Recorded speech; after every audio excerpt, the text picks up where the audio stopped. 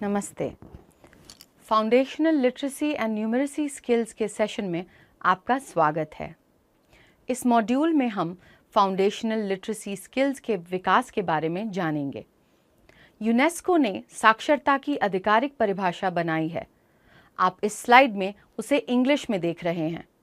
इसके अनुसार साक्षरता ऐसे क्षमताओं का समावेश है जिसमें मुद्रित और लिखित सामग्री में विषय को पहचानना, समझना, अर्थ निकालना और खुद विषय की रचना और संवाद करना आदि शामिल हैं।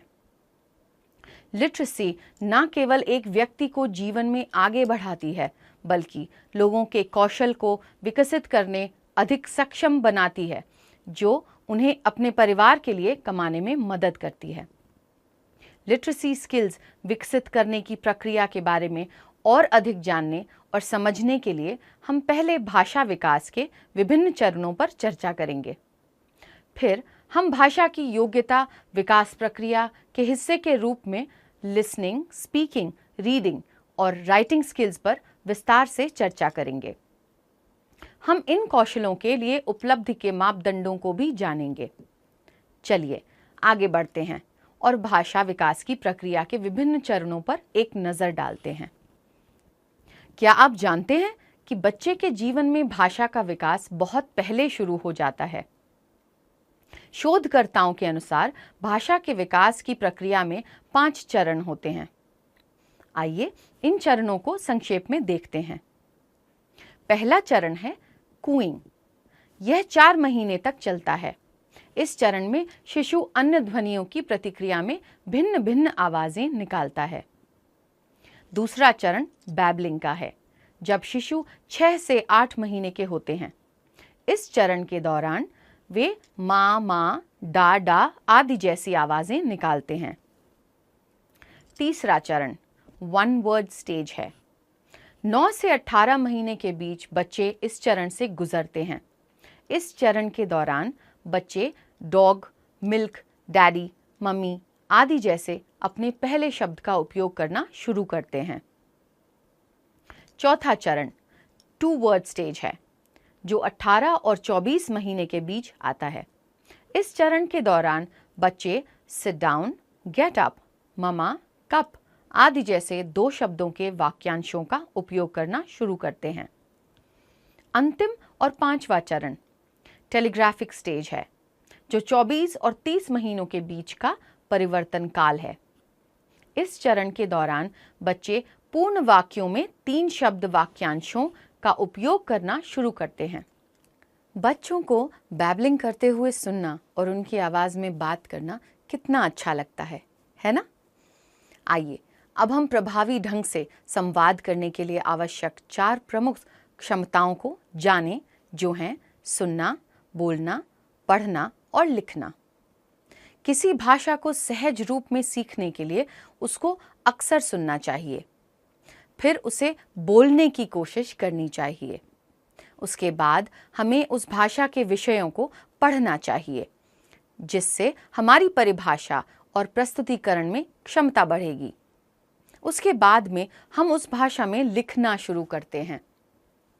यह सिलसिला लिसनिंग, स्पीकिंग, रीडिंग, राइटिंग किसी भी भाषा को सीखने के लिए लगता है।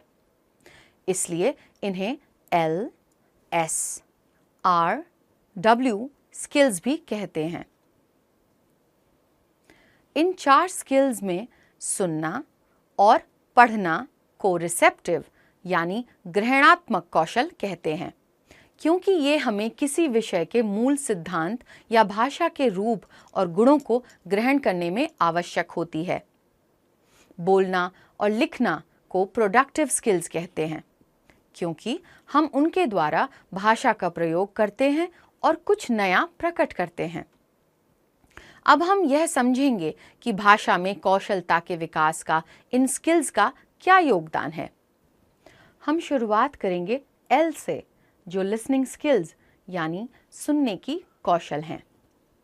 ये स्किल्स किसी भी विषय को सुनने और समझने में उपयोगी होते हैं। आप मानते हैं ना कि असरदार संवाद के लिए प्रभावी सुनने की कौशल की आवश्यकता होती है। सुनना सीखने का एक महत्वपूर्ण अंग है।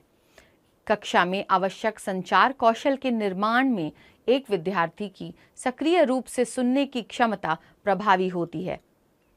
सुनना जानकारी, आइडिया और विचारों को समाहित करने में मदद करता है और वोकैबुलरी, प्रोनाउंसिएशन, व्याकरण और इंटोनेशन जैसे भाषा के तत्वों को समझने में मदद करता है, जो उत्कृष्ट संचार के लिए महत्वपूर्ण है।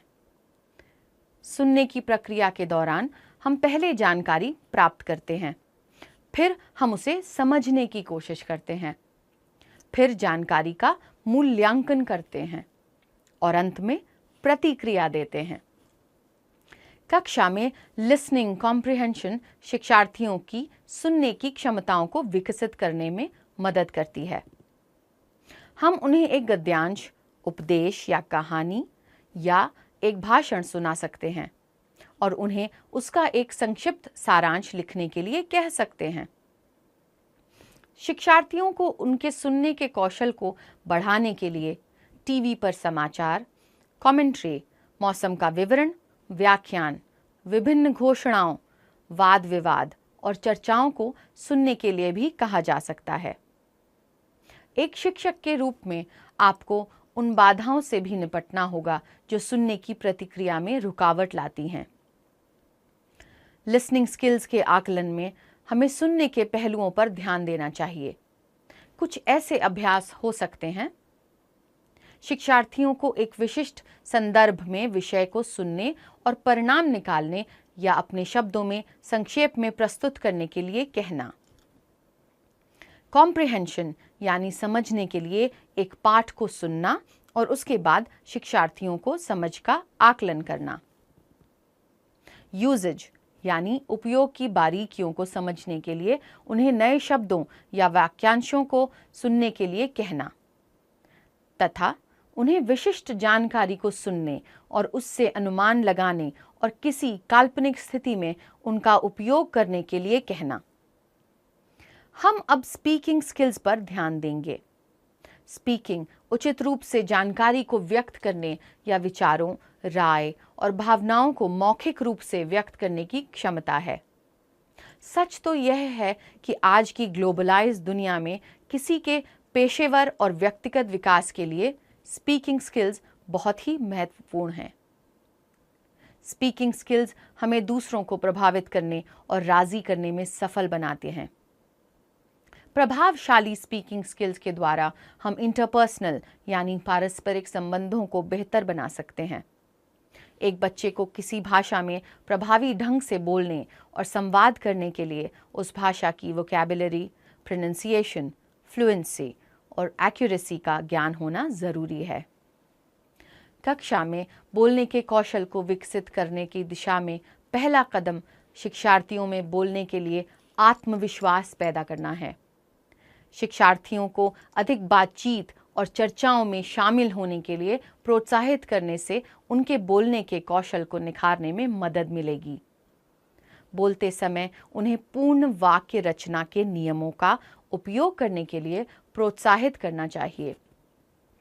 उन्हें उपयुक्त मुहावरों और वाक्यांशों का उपयोग करने के लिए प्रेरित करने से उनकी बोली जाने वाली भाषा सज्जित होगी।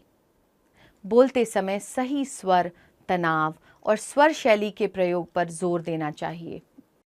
बोलने के कौशल में शिक्षार्थियों की उपलब्धि का मूल्यांकन हम इन मापदंडों के अनुसार कर सकते हैं, जैसे थॉट फ्लो यानी किसी विशेष प्रसंग, विषय या संदर्भ पर उनके ज्ञान में स्पष्टता, फ्लुएंसी जिसमें बोलते समय उनकी अभिव्यक्ति, स्वर और स्वर शैली शामिल हैं, प्रोनंसिएशन जिसका अर्थ है शब्द, वाक्यांश या वाक्यों का उचित रूप से बोलना,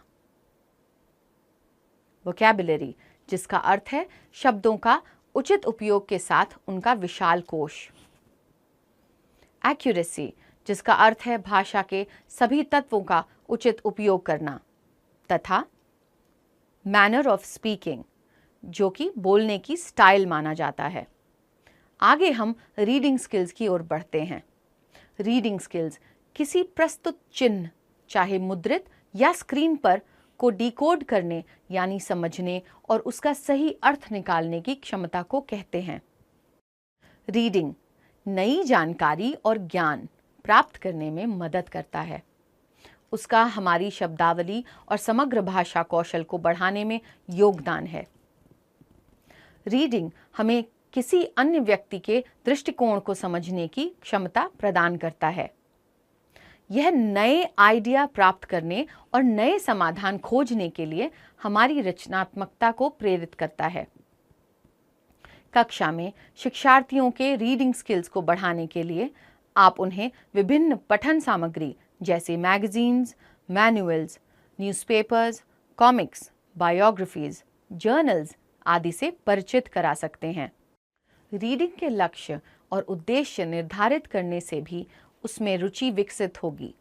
शिक्षार्थियों को पिक्चर बुक्स यानी चित्र पुस्तकों को पढ़ने के लिए प्रोत्साहित करना उनकी रचनात्मकता और कल्पना कौशल को चोखा करती है। रीडिंग में शिक्षार्थियों की उपलब्धि का आकलन करते समय ये 5 मापदंड आवश्यक हैं। फोनम्स और फोनोलॉजिकल अवेयरनेस, जिसका अर्थ है विभिन्न ध्वनियों और उनके संयोजन पर उनका ज्ञान। चिन्हों का डिकोड करने की क्षमता यानी लिखित या मुद्रित शब्दों को सटीक पहचान। टेक्स्ट कॉम्प्रिहेंशन, जिसका अर्थ है दी गई सामग्री को उपयुक्त संदर्भ में समझने की उनकी क्षमता। अंत में वोकैबुलरी और फ्लुएंसी, जिसका अर्थ है शब्दों का व्यापक और सटीक उपयोग करने का ज्ञान। अब हम L, S, R, W skills में चौथा और अंतिम अर्थात राइटिंग स्किल्स को देखेंगे। सार्थक वाक्य, पंक्तियां और अनुच्छेद जिसे पाठक आसानी से समझ सकें, ऐसे लिखने की क्षमता को उत्कृष्ट राइटिंग स्किल्स माना जाता है।